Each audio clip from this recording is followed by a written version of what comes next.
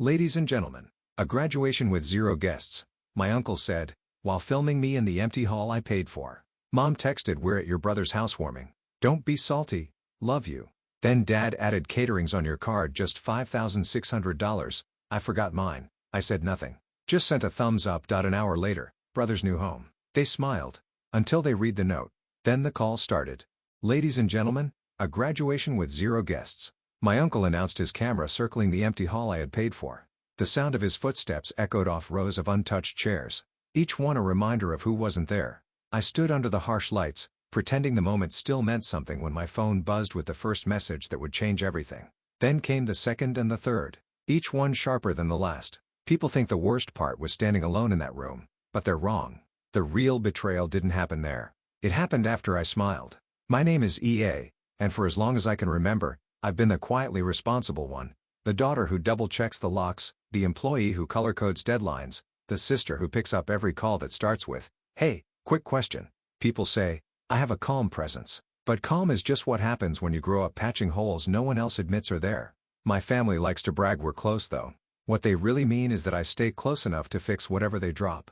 Mommy Lane calls it being thoughtful. Dad Marcus calls it being practical. Leo, my younger brother, just calls it convenient. From the outside, we look warm. Holiday photos lined up in the hallway of their house in the city, everyone smiling like we rehearsed it. But even as a kid, I learned to stand slightly off to the side. The spotlight was always angled toward Leo, our promising one, while I became the background scaffolding that held everything up. The pattern stretched into adulthood. While Leo bounced between hobbies and short-lived jobs, I balanced a full-time office position with part-time shifts to cover my own bills, and often theirs. Each time I tried to pull back, Mom would tilt her head and say something soft but sharp like, "You know your brother had a hard year, or you're so strong, sweetie. It's why we rely on you." Strength in our house meant carrying more than your share without letting your hands shake. Still, I hoped things would feel different once I finished my graduate program. It wasn't a big ceremony, but it mattered to me. I'd worked through late nights and early mornings, stretching myself thin so no one else had to rearrange their lives.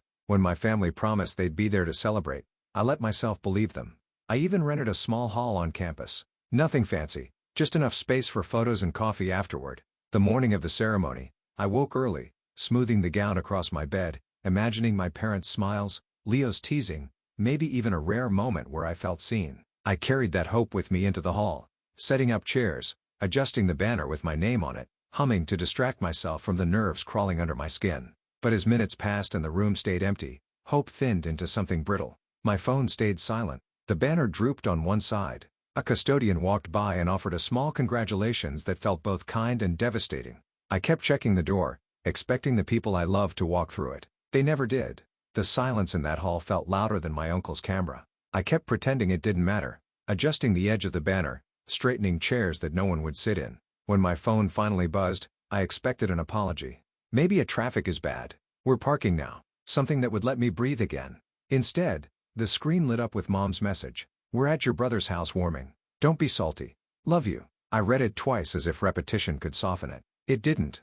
Her words had that familiar sweetness, the kind meant to distract from the sting. I felt something tighten inside my chest, a mix of disbelief and recognition. This wasn't new. It was just louder today. Before I could form any response, a second message popped up. "Dad, catering's on your card. Just $5,600.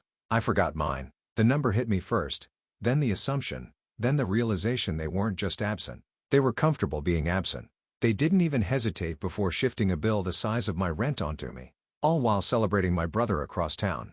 For a moment, the room tilted. I blinked hard, grounding myself with the cold metal of the folding chair beside me. My fingers hovered over the keyboard, unsure whether to protest or disappear. In the end, disappearing won. I sent a thumbs up, the same thumbs up I'd used for years to keep the peace. The hall felt smaller after that, the air heavier.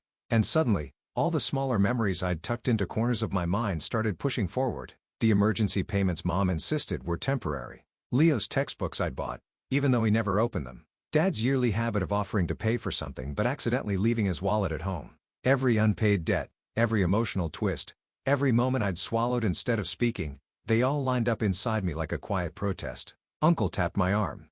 "Want me to keep filming, or?" I forced a smile that didn't reach anywhere near my eyes. "It's fine." He nodded and walked out the door, clicking shut behind him. The hum of the overhead lights filled the space again, steady and indifferent. I sat on the edge of the stage gown pulling around my knees and tried to understand why this moment hurt more than all the others combined. Maybe it was because I had hoped. Maybe it was because deep down I believed that finishing this program would finally earn me a seat at the same table where Leo had been fed praise his whole life. But as I stared at that empty room, I realized something sharp and undeniable: hope had made me complicit.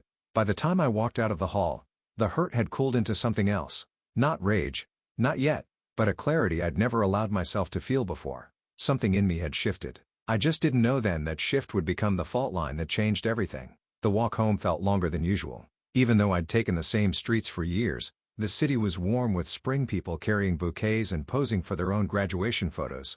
I kept my gaze forward as if looking too closely at someone else's happiness might crack whatever was holding me together. When I finally stepped into my apartment, the silence hit me like a second betrayal. I set my gown over a chair and stood there unsure what to do with my hands, my breath, any of it. The ceremony was supposed to be a beginning. Instead, it felt like a mirror held up to everything I had been pretending not to see. I placed my phone face down on the counter. It buzzed again. Leo posting another video from his housewarming, people laughing under string lights. A table full of catered food I had apparently funded.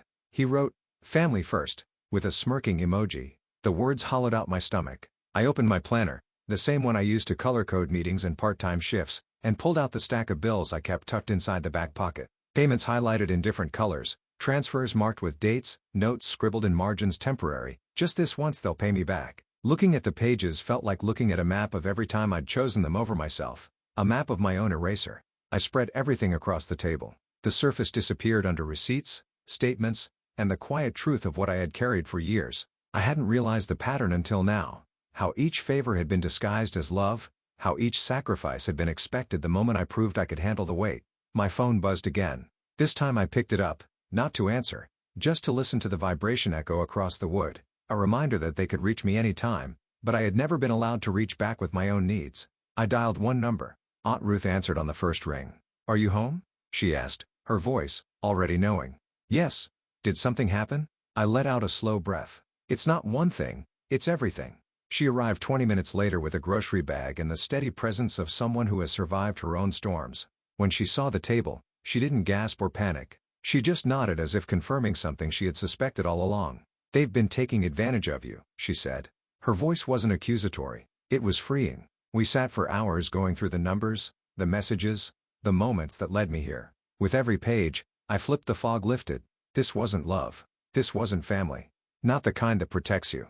And somewhere between the highlighted dates and the hollow apologies I'd saved over the years, a new thought formed. Quiet, steady, undeniable.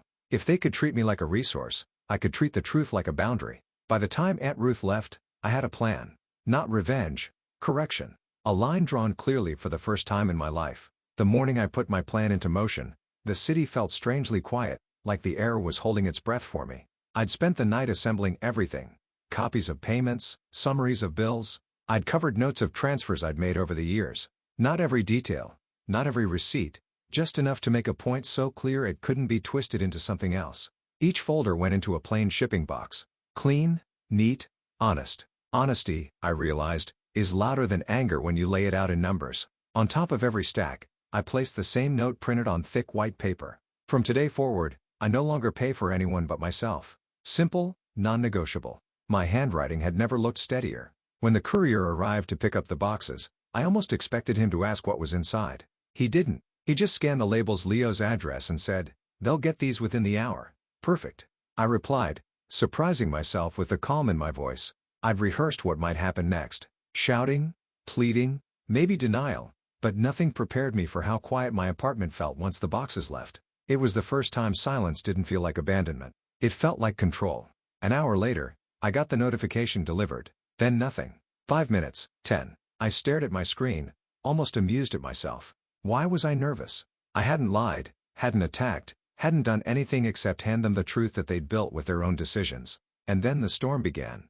Not with a call, but with a video. Someone from the party filmed Leo slicing open the largest box with a kitchen knife, grinning like it was some extravagant gift. People around him cheered, drinks in hand. Music played in the background. Warm lights, beautiful decor, all funded by someone who wasn't even invited. He peeled back the flaps, saw the stacks of documents, saw his name printed again and again. His smile flickered, stumbled, died. Someone off camera murmured, "Dude, What is all that? Leo didn't answer. He flipped through the papers, then reached the note I'd placed on top.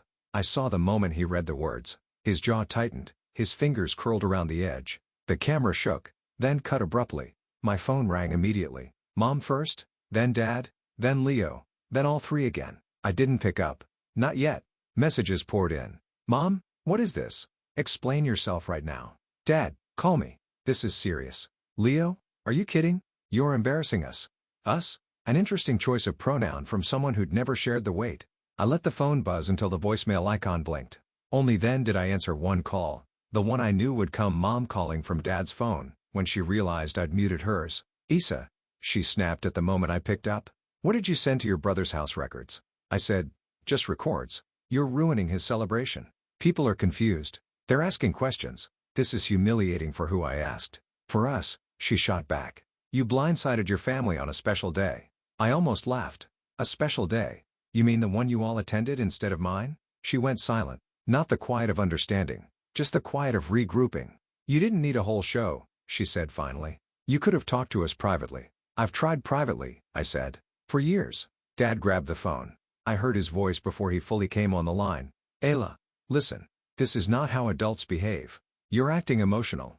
Emotional? Of course. I kept my voice steady. You charged over $5,000 to my card yesterday without asking. I told you I forgot mine, he said as if that excused everything.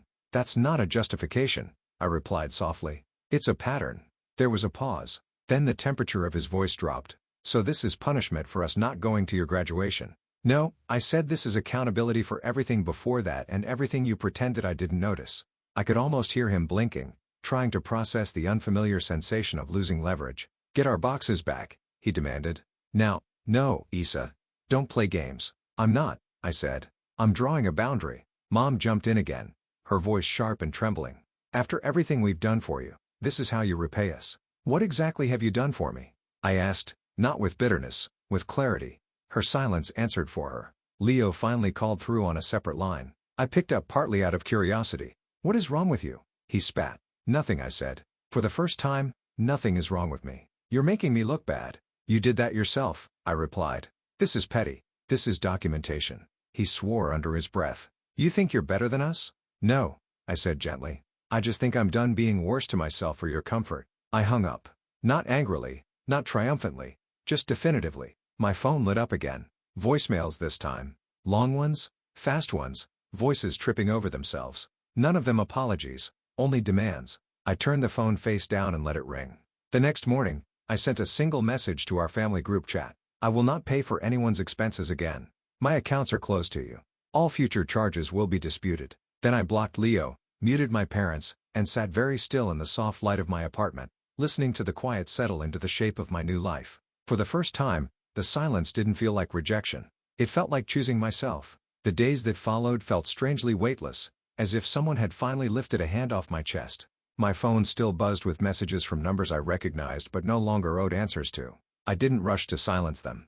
I simply let the noise fade on its own, the way a storm moves across a highway without touching you.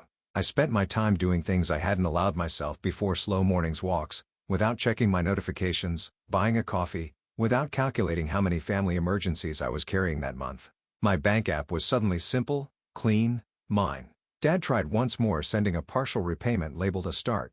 The old version of me might have accepted it just to keep the peace. Instead, I mailed it back with a short, steady note. Payments must match what's owed, not what feels convenient. It was the first time financial clarity felt like emotional clarity too. Mom left a voicemail that wavered between guilt and nostalgia, but I recognized the pattern now. A story meant to pull me back into the role I'd outgrown.